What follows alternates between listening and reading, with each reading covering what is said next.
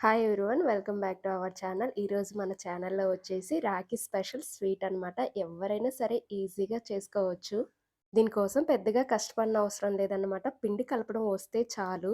రాఖీ పండుగ అనగానే బయట స్వీట్స్ వందలు వందలు పెట్టి బయట కొంటారు. అలా కొనకుండా ఇంట్లోనే ఇలా హెల్తీగా హైజీనిక్గా చేసుకోండి. నేను చెప్పినట్టు ఇలా ఫాలో అవుతూ చేశారంటే ఇంకా లైఫ్లో ఎప్పుడు స్వీట్స్ బయట కొనరు, ఇంట్లోనే ఈజీగా చేసుకుంటారు. రాఖీ స్పెషల్ అనగానే మీకు గుర్తొచ్చే స్వీట్ ఏంటో కింద కామెంట్ చేయండి. సో ప్రాసెస్లోకి వెళ్ళిపోదాం. ఫస్ట్ ఒకటి ఇలాంటిది కంటైనర్ కానీ లేదంటే ఒక గిన్నె కానీ తీసుకోండి. మీకు నచ్చినట్టు ఏదైతే అది తీసుకోండి. మీకు పిండి కలపడం ఎలా వీలుంటే అలా తీసుకోండి. నేనైతే ఒక కంటైనర్ తీసుకొని అందులోకి 2 కప్పులు శనగపిండి యాడ్ చేసుకుంటున్నాను. ఇలా 2 కప్స్ శనగపిండి జల్లించి తీసుకొని యాడ్ చేసుకున్న తర్వాత స్వీట్ కాబట్టి కొంచెం సాల్ట్ అయితే ఖచ్చితంగా వేయాలి. అప్పుడే స్వీట్‌కనేది టేస్ట్ ఇంకొంచెం పెరిగిద్దనమాట. ఇప్పుడు ఏ కప్పుతో అయితే పిండి తీసుకున్నామో అదే కప్పుతోటి కప్పున్నర వాటర్ అయితే కరెక్ట్ సరిపోతాయి. కొత్తగా ట్రై చేసే వాళ్ళకి కరెక్ట్ మెజర్‌మెంట్స్ 2 కప్స్ పిండికి 1.5 కప్పు వాటర్ అయితే కరెక్ట్‌గా సరిపోయిద్దనమాట. వాటర్ అనేవి ఒకేసారి పోయకుండా కొంచెం కొంచెంగా పోసుకుంటూ ఎక్కడ ఉండలు లేకుండా కలుపుకోవాలి. ఉండలుంటే నూనెలో ఏసినప్పుడు చిట్లి మొహం మీద అలా పడతాయన్నమాట. సో, అందుకనే ఉండలు లేకుండా ఇలా కలుపుకోండి. ఇన్ కేస్ ఎక్కడన్నా ఉండలుంటే గరిటెతోటి ఒకసారి స్మాష్ చేసుకుంటే సరిపోయిద్ది. సో, పిండనేది ఇలా ఈ కన్సిస్టెన్సీలో ఉంటే సరిపోయిద్ది. 2 కప్పులు పిండికి కప్పున్నర వాటర్ కరెక్ట్‌గా సరిపోయిద్ది. మీరు ఎక్స్‌ట్రా పడవు, కరెక్ట్ మెజర్‌మెంట్స్ అన్నమాట. ఇప్పుడు వేడి వేడిగా ఆయిల్ హీట్ చేసుకొని అందులోకి 2 గరిటెల పిండిని ఇలా ఆయిల్‌లో స్ప్రెడ్ చేసుకొని వాటంతట అవే అడుగు భాగం కాలిన తర్వాత పైకి తేలుతాయన్నమాట. అప్పుడు మాత్రమే సెకండ్ వైపు టర్న్ చేసుకోండి. ఇలా రెండో వైపు కూడా మంచిగా ఎర్రగా కాల్చుకోవాలి. ఇది మరీ గోల్డెన్ కలర్ అవసరం లేదు.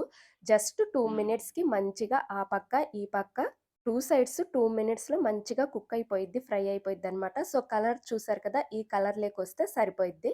ఇప్పుడు వీటిని తీసి వేరే ప్లేట్‌లోకి వేసుకోండి. సేమ్ ప్రాసెస్ అనమాట. ఇందాక చేసినట్టే ఇలా ఒక 2 గరిటెలు స్ప్రెడ్ చేసుకుంటే సరిపోయిద్ది. నేను తీసుకున్న పిండికైతే నాకు 3 వాయిలయితే పడ్డాయి. ఇలా పిండి మొత్తాన్ని మంచిగా ఫ్రై చేసుకున్న తర్వాత వేరే ప్లేట్‌లోకి తీసుకొని వీటిని పూర్తిగా చల్లార్చుకోవాలి. వేడిగా కానీ, గోరువెచ్చగా గానీ ఉండకూడదనమాట. సో, పూర్తిగా మొత్తం చల్లారిన తర్వాత ఒక మిక్సీ జార్ తీసుకొని అందులోకి వీటిని చిన్న చిన్న ముక్కలుగా వేసుకోండి. ఇలా చిన్న చిన్న పీసెస్‌గా చేత్తో తుంపుకొని వేసుకోండి. మిక్సీ నిండా వేయకండి. మిక్సీకి సగానికి వేసుకొని ఫోర్స్‌గా ఒక 2 టైమ్స్ గ్రైండ్ చేసుకుంటే సరిపోయిద్దనమాట. ఇలా పొడి పొడిగా వచ్చేసిద్ది. ఇలా గ్రైండ్ చేసుకున్న ఈ పొడిని ఒక ప్లేట్‌లోకి తీసుకోండి.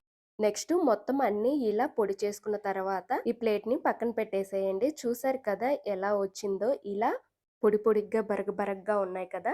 సో, ఈ మిశ్రమంతోటి ఇప్పుడు మనం మోతీచూర్ లడ్డు చేసుకుంటాము. గరిటె కూడా అవసరం లేదనమాట. మోతీచూర్ లడ్డు అంటే భయపడే వాళ్ళు ఈ ప్రాసెస్‌లో ఒక్కసారి ట్రై చేయండి. చాలా బాగా వచ్చిద్ది. నెక్స్ట్ ఒక కడాయి తీసుకొని అందులోకి ఏ కప్పుతో అయితే శనగపిండి తీసుకున్నామో అదే కప్పుతోటి 1 కప్పు పంచదార, అరకప్పు వాటర్ వేసుకొని లేత తీగ పాకం రానివ్వాలి. ఇదంతా పాకం వచ్చే వరకు హై ఫ్లేమ్‌లోనే కుక్ చేసుకోండి. ఇలా తీగ పాకం వచ్చిన తర్వాత, లేత తీగ పాకం వచ్చిన తర్వాత కొంచెం ఇలాచీ కూడా యాడ్ చేసుకొని ఒకసారి మొత్తం గరిటెతో కలుపుకున్న తర్వాత ఇందులోకి మనం మోతీచూర్ లడ్డు చేస్తున్నాం కాబట్టి అదే కలర్ రావడానికి కొంచెం ఫుడ్ కలర్ యాడ్ చేసుకోండి.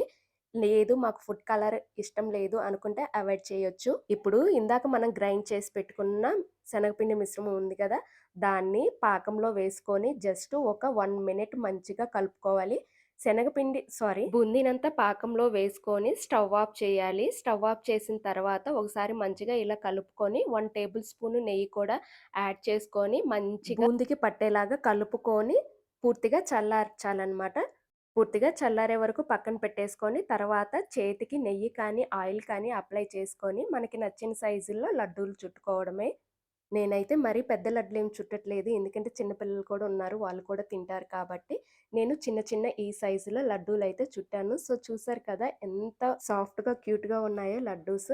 సో, ఏంటంటే గరిటె లేని వాళ్ళు మోతీచూర్ లడ్డు తినాలి అనుకునే వాళ్ళు, అసలు లడ్డు చుట్టడం రాని వాళ్ళు, లడ్డు చేయడం రాని వాళ్ళు కూడా ఈ వీడియో చూసి ఇలా ఈ ప్రాసెస్‌లో చేయండి. అచ్చం మోతీచూర్ లడ్డూల్లాగే ఉంటాయన్నమాట.